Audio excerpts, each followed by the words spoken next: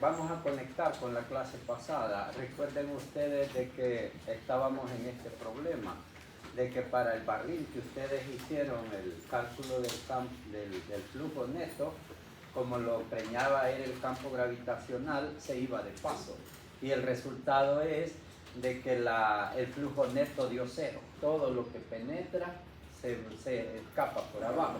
Tiene cierta lógica, ¿va? Jamás va a poder haber un flujo neto. Entonces intentamos cambiar las formas, por ejemplo a una pera que es compleja y cuando es preñada por la gravedad el resultado fue el mismo. Pusimos un cilindro acostado, nuestro barril pero acostado, y lo preñamos con gravedad y lo mismo, ¿ok? Entonces la solución fue esta, ¿va? Cuando unimos la pera con el barril, solo que hicimos esta magia, que hicimos chiquita la pera y la introducimos dentro del barril.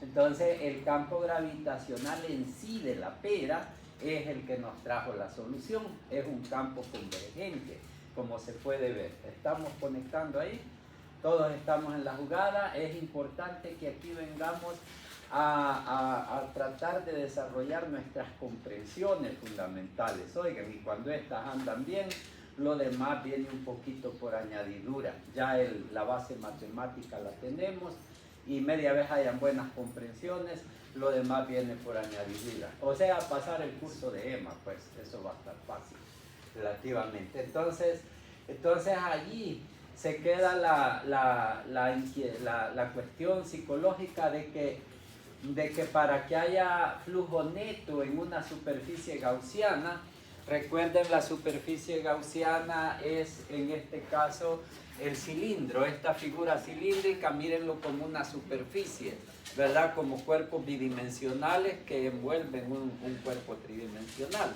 Entonces, a través de la superficie gaussiana, en este caso sí hay flujo neto. Puede estar impregnado por gravedad desde arriba, pero la gravedad no contribuye, esa se va de paso. La única que contribuye es la masa que queda encerrada. La conclusión que sacamos, así lo que sentimos aquí en el corazón ante semejante ilustración geométrica, es de que el flujo neto depende de la carga encerrada dentro de la superficie. No carga, flujo cero, ¿verdad? Entonces esa es como la ley. Eso se llama ley de Gauss, ¿ok? Esa es la ley de Gauss en sí. Sí, y tiene naturalmente sus formas matemáticas que procedemos a ilustrar. Dijimos, en el caso de las masas del flujo, el flujo neto es igual a, es proporcional a la masa encerrada y es igualdad cuando usamos esta constante de proporcionalidad. Enmendando el entuerto ahí ponemos el signo menos y 4pi g en mayúscula, no olviden, es una constante. Si el flujo es eléctrico, entonces resulta que la constante de proporcionalidad es 1 sobre epsilon, el recíproco del epsilon sub c. Esa es la constante de proporcionalidad y la ley queda así. Entonces esta ley de Gauss es esta: flujo neto es proporcional a la carga encerrada y la constante de proporcionalidad es el recíproco de la permitividad eléctrica. Ahí estamos entonces con esto. Ahí nos habíamos quedado, estamos reconectando y ahora vamos a hacer una aplicación de esto. ¿Para qué nos vamos a ocupar la ley de Gauss? Pues miren, para calcular campos eléctricos, por ejemplo, es una aplicación. Ahora venimos a ver aplicaciones de la ley de Gauss, además de haberla como recordado, aplicaciones de la ley de Gauss. Miren, en este problema, planteemos el problema, lo que tenemos es una línea de carga. ¿Se acuerdan que vimos distribuciones lineales de carga? Digamos que es positiva la carga que preña esta línea y lambda su intensidad. ¿Se acuerdan que lambda es el número de coulombs que hay por cada centímetro? ¿Verdad? ¿Cuán densa está la carga ahí? O sea, en cada centímetro de esta línea hay 30 milicoulombs, ¿verdad? Si tengo 2 centímetros, voy a tener 60 milicoulomb, porque esta lambda es uniforme, puede no ser uniforme, ¿verdad? Y ahí tendríamos que usar integrales y cosas así. Va, entonces ese es el problema. En sí el problema lo que quiere es calcular el campo eléctrico en derredor de la línea. En derredor de la línea, calcular el campo eléctrico que esa línea produce. Ella es una carga eléctrica en sí, entonces se rodea de campo eléctrico. En torno de sí hay un campo eléctrico de cierta intensidad. ¿Ok? En cuanto a la dirección, la forma del campo, el patrón de líneas de campo, ustedes tienen que tener ya la capacidad de identificarlo, ¿verdad? Déjenme ver si aquí, por ejemplo, si vemos solo un punto aquí, digamos, las líneas serían así. Traten de, es una 3D lo que traten de ponerle ustedes la perspectiva 3D, ¿ok? Eso es como un disco, así como una estrella que he puesto en ese punto, solo en ese punto. Si yo escojo otro punto, el de más acá, digamos, hay otra estrella así, y pueden unir infinita cantidad de estrellas. El resultado es que eso se parecería como a un cepillo circular para peinarse, ¿verdad? Con muchas cerdas así radialmente hacia afuera y un poco paralelas así entre sí, ¿verdad? Paralelas pero divergentes acá, ¿sí? Esta es paralela con esta, pero esta y esta no son divergentes, ¿va? Diverge aquí y aquí van paralelas, ¿verdad? Ese es el patrón de líneas de campo. ¿Lo comprende? Hola, ¿lo comprende? Bueno, entonces vamos a ver, y esa es la forma. Entonces les decía, para decir esto, cómo es el campo alrededor, esa es la forma. La intensidad, miren, cerquita de la línea hay más densidad de líneas, están más cerquita to each other, así las líneas. Entonces el campo cerquita del cuerpo que sería esta línea, cerquita del cuerpo el campo es muy intenso. A medida que nos alejamos del cuerpo el campo se hace menos denso, menos intenso, ¿sí? Si aquí era 30 newton por coulomb, allá ya solo es 5 newton por coulomb. Disminuye en intensidad. ¿Cuánto es matemáticamente? Ahí vamos a ocupar un truco, oigan, que enseña la física desde hace tiempos, sí, que es ley de Gauss para ello. Entonces, para ello, la ley de Gauss como que lleva estos pasos si los quieren enumerar. Primero, escoge una superficie gaussiana cerrada. Cerrada, sí, that's it, cerrada. Escoge una superficie gaussiana cerrada. Puede ser una taza, no, porque la taza es abierta de arriba. Una taza con tapadera es así, ¿verdad? Una superficie gaussiana cerrada para intersecar con el cuerpo, para ponerla ahí con el cuerpo. Como la línea es infinita, no la podemos encerrar en un cuerpo, ¿verdad? Pero podemos encerrar una porción de ella. Esa superficie gaussiana, su forma, su geometría es clave, oigan. Y hay que saberla escoger. ¿Cómo vamos a aprender a escogerla? Hay una máxima que los maestros enseñan y que dice que la práctica hace al maestro. Ellos son maestros y se han hecho en base a práctica. ¿Ok?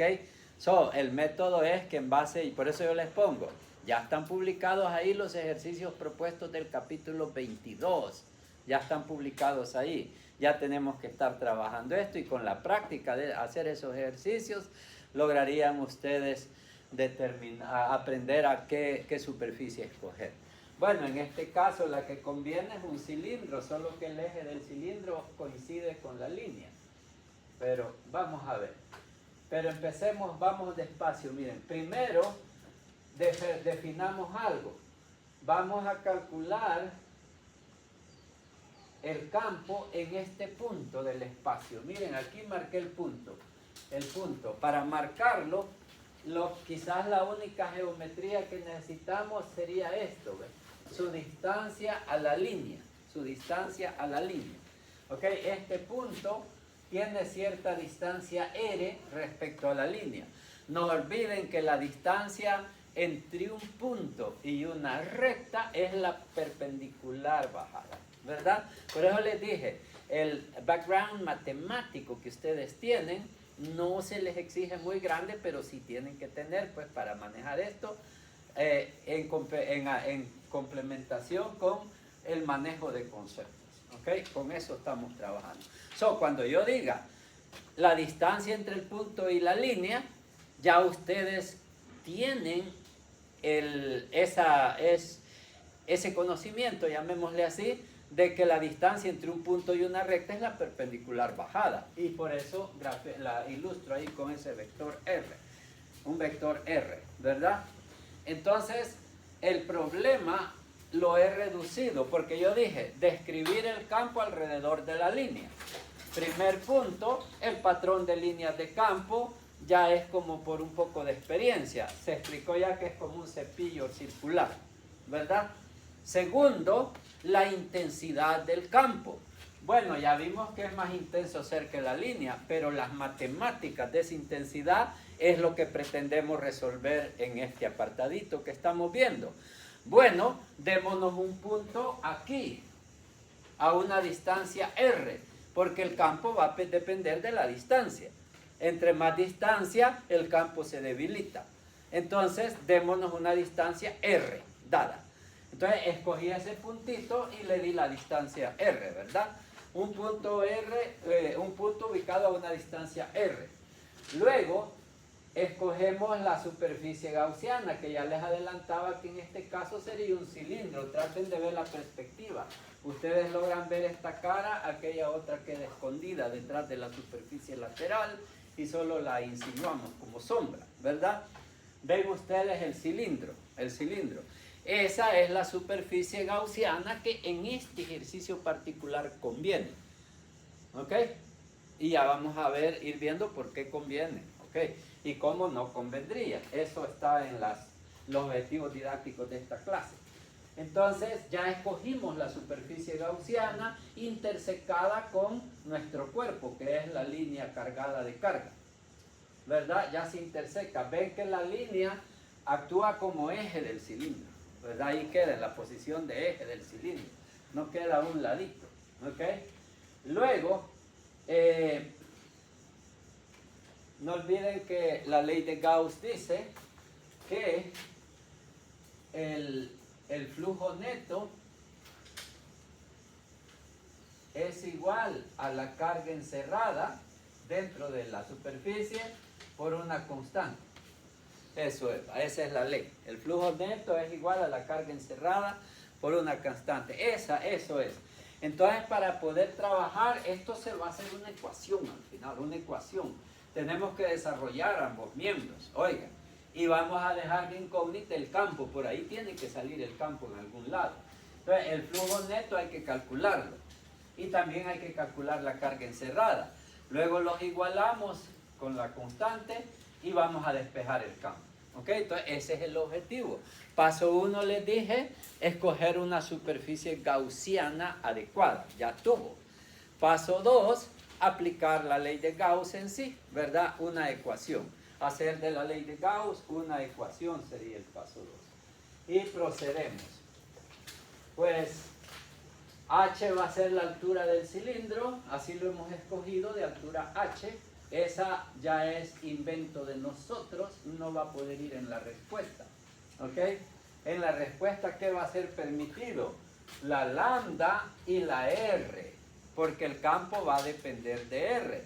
Quisiera que al final llegásemos a algo como el campo en función de R es igual a F de R, lambda, algo así. Y constante, como la epsilon sub 0, de seguro que viene ahí. Entonces a esto vamos a llegar. El campo va a ser una función de la distancia, ¿sí?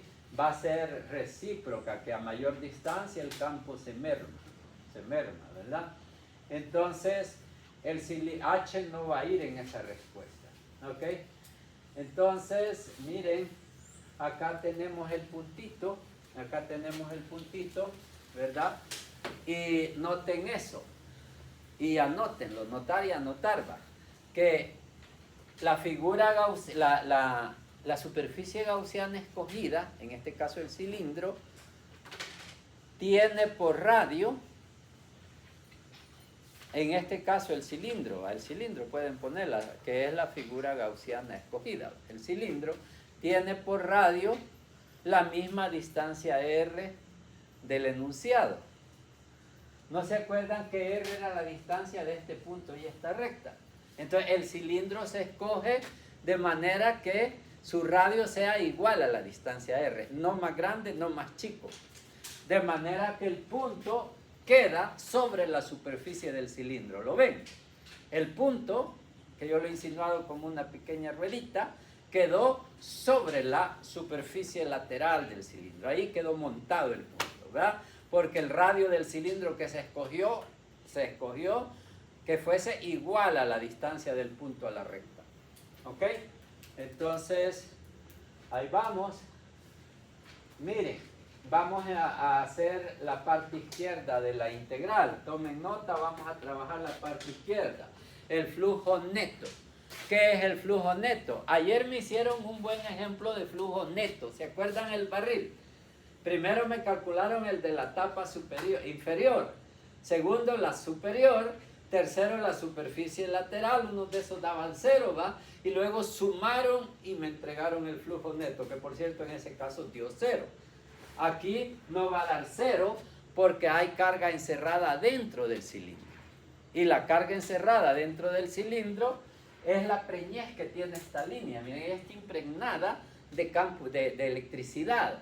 Entonces esa carga, una parte se queda dentro del cilindro y otra parte como esta y esta de aquí queda fuera. No cuenta en la fórmula, desde que la fórmula dice carga encerrada, quiere decir ahí. ¿Ok? Porque la manzana estaba dentro del cilindro. Si hay manzanas afuera del cilindro, los campos van hacia la manzana, cruzan el cilindro y se van de paso, ¿verdad? Las que cuentan son las cargas, usen la imaginación para seguirme, por favor. Cuentan son las cargas que están dentro de la superficie gaussiana, porque esas, digamos, atraen campo gravitacional que atraviesa la superficie. Si la carga está fuera del cilindro, el campo que esa carga atrae cruza el cilindro, pero así como entra también se sale del cilindro para llegar a la carga. Las cargas que están fuera del cilindro no cuentan, nomás cuenta la carga que queda dentro del cilindro, ¿va? Por eso se dice carga encerrada, y eso es Gauss, ok. Entonces sigamos, miren, vamos calculando el miembro izquierdo, o sea el flujo neto, igual que ayer. Como es un cilindro baboso, lo vamos a hacer por partes. ¿No les parece lógico? Hagamos las caras y luego la superficie lateral. No es el mismo problema de ayer, porque ayer el cilindro estaba parado, era impregnado así, ¿ve? Y hoy no, el cilindro está así y el flujo viene de adentro para afuera. Entonces vamos analizando, analicemos la cara que tenemos de frente primero. Eso que puse allí es el vector área de la cara. ¿Se acuerdan que eso hicimos ayer, verdad? Pones el vector área de la cara, ¿ok? Ahí está el vector área de la cara. Vamos. Luego, observen el campo. ¿Qué observan del campo y el vector área? Un campo, digamos este de aquí, miren, esta línea de campo y el vector área. ¿Qué observan? Ahí se puede predecir ya la respuesta. Estamos calculando el flujo en la cara visible, ¿ya? El flujo en la cara visible. ¿Cuánto va a dar el flujo ahí? ¿Lo logran ver ya? 0. 0, porque la cara no es atravesada por las líneas de campo, ¿verdad? O, matemáticamente hablando, háblennos de la forma que quieran, para eso tenemos base matemática, observad la perpendicularidad que he señalado aquí entre las líneas de campo y el vector área. Si el campo es perpendicular al área, entonces al vector área, entonces sería coseno de 90 da 0. Entonces, como dices, ¿cómo era tu nombre? Orlando. Oh, no me había dicho. Sí, Orlando, sí. Entonces, Orlando, este coso, le voy a llamar phi 1 al flujo en la cara visible. Phi 1 es 0. Phi 2 sería la cara oculta. Eso es lógico que sería 0, por análogo razonamiento. Son las dos tapas, no dan flujo, no contribuyen al flujo. Estamos calculando el flujo neto a través de toda la superficie gaussiana. Como es un cuerpo regular, lo tratamos por partes. Las caras, 0. La superficie lateral, no sé si ya logran percibir que allí sí hay flujo. En toda esta superficie lateral, así, sí hay flujo. El flujo mana del centro. Orlando, ¿es positivo el flujo de la cara lateral? De toda la superficie del cilindro, así, superficie lateral del cilindro, hay mitad de esta área. Esta área, Sí, porque está saliendo. Ajá, como emana, es como tu papi, que él provee para ti y toda la familia. Él es el proveedor de la familia. Eso es positivo. Positivo. Y vosotros sois los que consumís los efluvios que del corazón de él manan. Pero esa es la ley del eterno trogo autoegocrático cósmico común. La retroalimentación de los mundos. Oigan, los mundos emanan radiación y otros mundos la absorben y de esa se alimentan y a su vez emanan y otros absorben. Cuando un gato se come un pajarito, si vos venís y lo arriás, casi que estás pecando porque estás interviniendo ante una ley de la naturaleza, que es esa retro. Yo le di un nombre bien largote así, pero pueden decir el animal más grande se come al chico, ¿verdad? En palabras más comunes, ¿va? Esa es una ley de la naturaleza, ¿ok? Es lógico que si tú eres un pastor de un rebaño, vas a velar por el bien de tu rebaño y vas a arriar los lobos, ¿va? Eso es permitido también. Pero en términos generales, esa es una ley de la naturaleza. Ese, diríamos, así si nos ponemos un poquito más espirituales, es la ley de Dios. ¿Qué es la ley de Dios? Ese conjunto de leyes naturales la física es atea. La física estudia la ley de Dios, o sea, le interesa conocer la ley de Dios, que es la ley de la naturaleza. Oigan, pero Dios no visto en una forma antropomorfista, como un tirano sentado en un trono, ¿verdad? Sino que eso es simbólico, eso del trono y todo eso, sino que es la naturaleza. Ya las mismas... la misma sabiduría expresa de que no tiene un lugar específico de ubicación, ¿sí? Sino que está en cada átomo, en cada sol, en cada estrella, ahí está, ¿ok? Y es como el gobierno que dirige esa estrella, porque esa estrella es estúpido creer que es meramente mecánica, que es algo como mecánico, que se mantiene por sí solo. Toda mecánica, detrás del telón hay un mecánico. Oiga, entonces las leyes tienen que ser dirigidas. Las leyes de este país, si no estuviese el gobierno, aquí sería un caos. Si no hubiese un gobierno, oiga, habría un caos. Entonces es necesario un gobierno. Nuestro sistema solar tendrá el suyo. Nuestro planeta tiene el suyo. ¿Sí? Cada estrella tiene el suyo. Cada galaxia tiene el suyo, los diferentes órdenes. ¿Sí? Entonces así podéis percibir las leyes y quien las dirige. Bueno. Entonces vamos al flujo a través de la superficie lateral del cilindro. Superficie lateral del cilindro, el flujo a través de ella. Vamos a analizar aquí un diferencial de área en la posición que estamos buscando.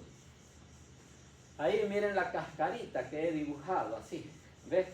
Una cascarita y su vector área. Su vector área, ¿cómo lo I label? Como DA, ¿verdad? Como DA lo tengo que label, ¿sí? DA, no como A, porque no es un área finita, sino que es un área diferencial. Tengo que ponerle ay, qué baboso. DA, miren, DA es la rotulación. DA es la rotulación, ¿verdad? Y es perpendicular hacia afuera, como la espina de un whisky, ¿verdad? Así es, estamos todos, ven, que van comprendiendo. Ayer me lo medio zancochar las cosas, hoy ya se van agarrando mejor. ¿Ok? Es el diferencial de área. Ahora, en ese mismo punto matemático del espacio, vamos a dibujar el vector campo, porque el patrón de líneas de campo nos da una visión general, pero poco precisa. Entonces, vamos a dibujar el vector campo ahí, con magnitud, dirección y sentido, que es la saeta, ¿sí? La saeta es el sentido, saeta, arrowhead. De ahí dibujemos el vector campo. Ahí solo dibujé la línea que emerge. Por ahí brota una línea, va. Pero nos interesa es así, miren, como vector, ¿ves? Y rotulémosla. E es finito, no es de E. No es de E, es E. Sepan esa diferenciación, esa discriminación, por favor. Sepan diferenciar. ¿Por qué al área le puse diferencial y al campo no? ¿Verdad? ¿Cuánto vale el campo aquí? Tiene un valor, el campo eléctrico, tocalo y vas a ver si no. Tiene un valor, el campo ahí tiene un valor, ¿sí? Pero el área cogió un elemento súper chiquito para considerarlo plano. Entonces el área es infinitesimal, más el campo tiene un valor. Y eso es lo que andamos investigando. ¿Cuánto vale la intensidad, los newton per coulomb del campo en ese puntito del diferencial? Esa es la pregunta, ¿verdad? Bueno, entonces planteemos el flujo a través de esa cascarita, solo. Flujo a través de esa cascarita. Sería diferencial, no sería phi, but de phi. Es diferencial, de phi.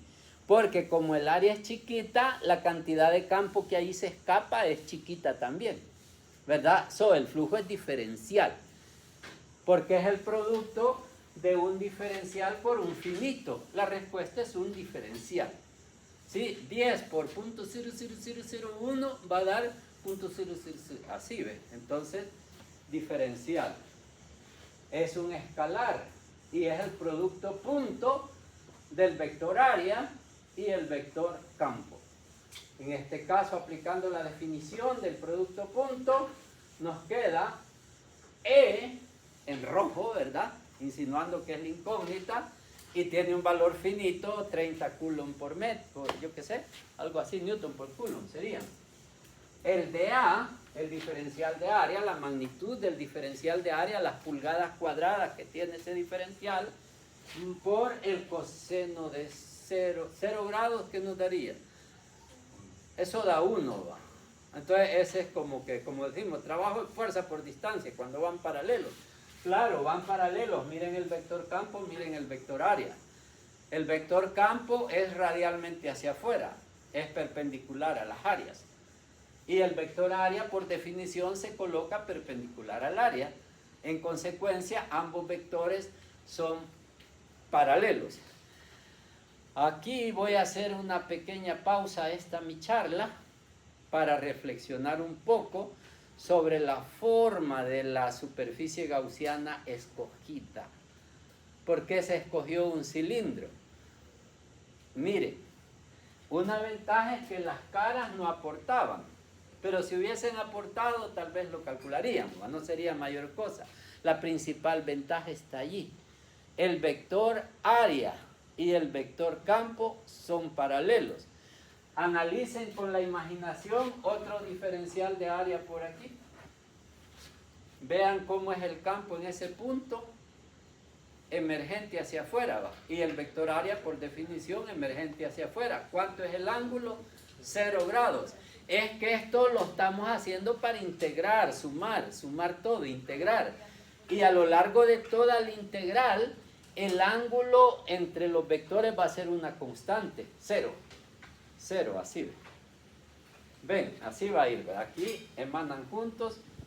Entonces, a lo largo de toda la... Cuando integremos aquí, este ángulo va a ser una constante. No va a ser un coseno de teta. Y eso es una ventaja matemática, ¿verdad? ¿Sí? ¿Qué otra ventaja tiene? ¿Qué otra ventaja tiene? La E va a ser constante en la integral la E. Analícenmelo ustedes, se los dejo. Les presto la guitarrita un ratico. La E va a ser constante en la integral. En la integral, ¿va? En la integral vos variás alrededor, a lo largo del área, ¿va? Todos los puntos de esa superficie equidistan de la línea. ¿Se cachó eso? Todos los puntos de la superficie equidistan de la línea, porque la distancia de este punto, la distancia es aquí, ¿verdad? La de este no es aquí, es la perpendicular bajada, ¿verdad? La distancia de este punto es R, la de este otro no va a ser esta, sino que va a ser la perpendicular bajada. Todos los puntos equidistan de la línea y el campo depende de esa distancia. Si las distancias son iguales, los campos son iguales en todos los puntos. Con ese análisis hemos determinado por qué ese cilindro era conveniente. Porque a la hora de integrar vamos a tener dos constantes. El ángulo, que va a ser 0, y la intensidad del campo va a ser una constante que podés sacar del integral y eso va a ser ventajoso. Entonces, si hubiésemos escogido una esfera, el campo aquí va a salir así, ¿ve? Pero aquí en estos diferenciales de área el campo siempre iba a ser así, ¿me entiende? Ahí el ángulo iba a ir variando, ¿verdad? Podía hacerse, sí, porque son cuerpos regulares esa variación del ángulo, pero ya complicaba las cosas. Entonces una esfera no era adecuada en esto. Y ahí les estoy demostrando una máxima que les empecé a enseñar desde el principio, ¿va? ¿Qué es lo bueno? ¿La esfera o el cilindro? Bueno es lo que esté en su lugar, ¿verdad? En este ejercicio, bueno es el cilindro, malo es la esfera. Y hay unos ejercicios donde la esfera es buena y el cilindro es malo. Entonces esa es nuestra máxima como aspirantes de la sabiduría, de la Sofía. ¿Ok? Ahí vamos. Entonces sigamos desarrollando. Bueno, solo eliminemos el coseno y queda campo por ahí. Como el campo va a ser una constante, ya está solo de integrar esto, ¿verdad? Obsérvenme, como el campo es constante, habría que solo integrar, o sea, el phi 3, porque era phi 1, phi 2 daban 0 y phi 3. El phi 3 baboso va a ser la sumatoria de eso. Así, ¿verdad? Y ya se dijo, el campo es constante, se saca. Y miren qué ventajoso, la de integral de dx es x. La integral de dA es a seca, ¿verdad? Entonces, aprovechamos eso. La integral de dA es a, ¿verdad? Y entonces, A en este caso es el área de toda la figura esa. Solo la lateral, sin poner las tapas, ¿verdad? Entonces, A, el área de qué? Esa A de que dio la integral, el límite superior de la integral, sería 2 pi RH. ¿Estoy correcto? 2 pi R por H. Es el área de la superficie lateral del cilindro. Y entonces hagamos la sustitución. El campo sería el flujo neto, que era el miembro izquierdo, les decía, miembro izquierdo. El flujo neto va a ser el campo, que es la incógnita. Enhorabuena, pues, porque de ahí se va a despejar. Por 2 por pi por R, todo esto es conocido. Por H, la H sí no está muy bien ahí. Está un poquito fuera del lugar, porque eso ustedes el inventaron, no se las voy a permitir en la respuesta. Pero sigamos avanzando. El flujo neto total sería eso, ¿verdad? ¿Qué pasó? A ver qué dice. Flujo neto total, miren, sería la suma de los 3 phis. Y eso me da el phi 3 nomás, el 1 y el 2 eran 0. El flujo neto total es eso. Estamos siendo más formales aquí. Luego vamos a el flujo neto, eso es la ley de Gauss, para poder les decía plantear una ecuación y despejar E. Ahí estamos. Entonces, el campo es carga entre épsilon. Ok, démosle. Ah, aquí miren. Aquí hay un punto. Ya hicimos el miembro izquierdo. Hoy, carga encerrada. ¿Cuánto es la carga encerrada? Miembro derecho. Falta. Ahí hay que trabajar. O sea, el miembro izquierdo ya estuvo. Lo hicimos como ayer, por partes. Las bases, luego la superficie lateral y la suma de las tres del flujo neto. Chivo. Y no dio cero. ¿Va? Entonces, ahora vamos con la carga encerrada dentro del cilindro. ¿Cuánta carga hay dentro del cilindro? Así como tantos coulomb o algo en términos de los datos que yo les he dado, que fueron símbolos. ¿Va? Como por ejemplo sería algo que ver con lambda, ¿no les parece? De lambda depende qué tan concentrada está la carga en el hilo. ¿Cómo sabemos la carga encerrada en el cilindro? Una parte que quedó afuera y otra parte quedó acotada dentro del cilindro. Algo así, lambda H, algo así, algo así. Algo así, mira, aquí te lo mejoro. Pues sería, ¿ves ese hilo? ¿Ves ese hilo? Esa es la parte de hilo que quedó encerrada. Esa es la parte de hilo que queda encerrada. ¿Sí? Y tiene longitud H. Por eso hiciste bien inventar la H. ¿Sí? Solo vamos a recordar la fórmula. ¿Verdad? Eso es H, ahí lo insinúo. Y todo está impregnado de lambda. Lambda. Lambda es 10. Sería 10 por H, ¿no te parece? 10 coulomb por metro. Y H metros. ¿Sí? Entonces, carga encerrada es lambda por H. Esa es la fórmula. Es como la de volumen, no se olviden. Densidad es carga entre longitud. En el caso de volumen, densidad es carga entre volumen. La carga encerrada es lambda H. Lambda H. Entonces, planteemos la ecuación. Miren acá, vamos a poner el miembro izquierdo, traigamos el miembro derecho también, y ahí nos queda ya la ecuación. Miren, la ecuación de Gauss, ¿verdad? Miembro izquierdo nos dio esto, miembro derecho nos dio esto, pero sobre epsilon sub 0, ¿verdad? Entonces aquí queda Gauss ya planteado, y solo hay una en rojo. Y esa H que le debí poner otro color, porque la H no permitida. Es la ley no permitida, la ley prohibida, ¿verdad? Entonces, la H, enhorabuena, que en este caso se nos cancela.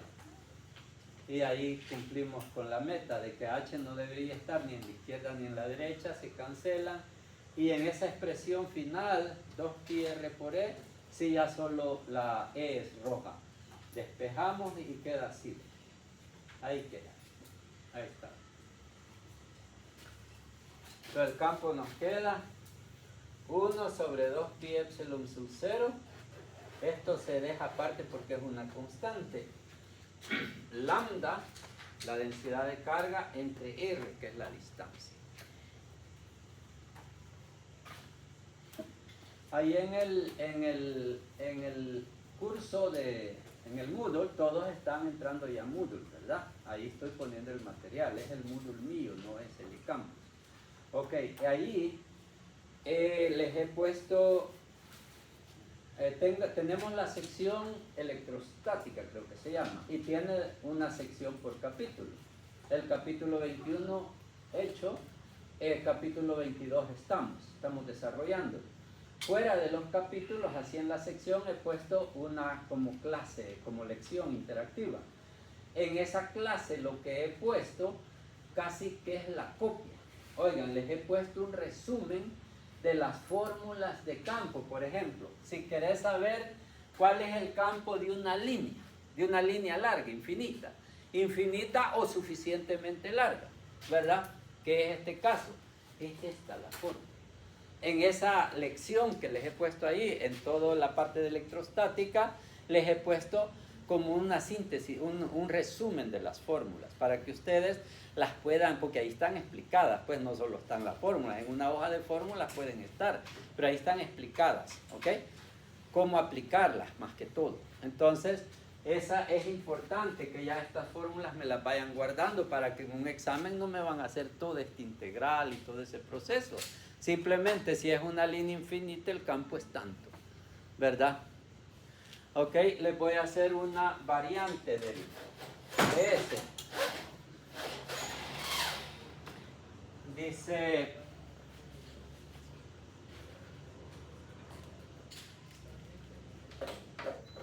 echanos la luz de esta parte, ¿no? Thank you. Dice así, ¿ve? El campo depende de la distancia, ¿verdad? Y es igual a 1 sobre 2pi epsilon sub 0 por lambda entre r, ¿ok? Entonces voy a colorear esto. Depende de la distancia. Observan que depende de manera recíproca. A mayor distancia, el campo se viene hacia abajo con exponente a la menos 1, digamos. Esto porque está abajo es negativo a la menos 1. ¿Ok? También depende de lambda. Esta es como la cuánta carga hay ahí. Tantos coulomb por centímetro.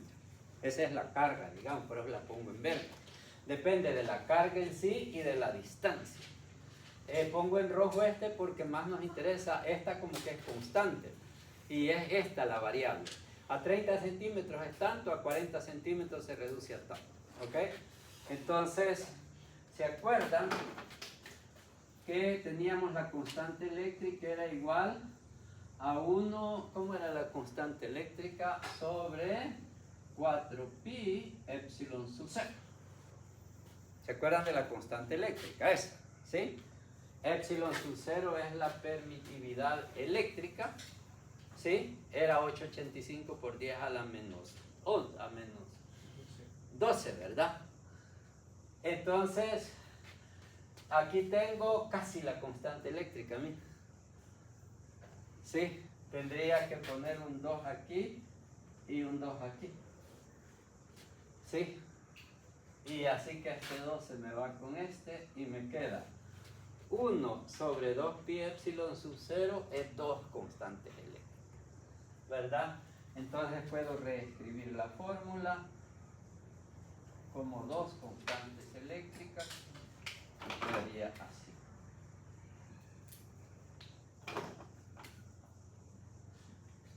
Es más fácil quizás de recordar así, ¿verdad?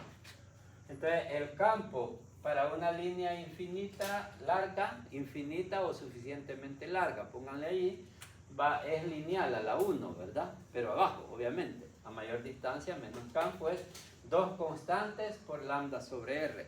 Es que eso es fácil para recordarlo, porque creo que no van a tener acceso a todas las fórmulas. Van a tener en el examen acceso a algunas fórmulas, pero por ejemplo estas así no. Pero ¿cómo la pueden recordar? ¿Se acuerdan de esta?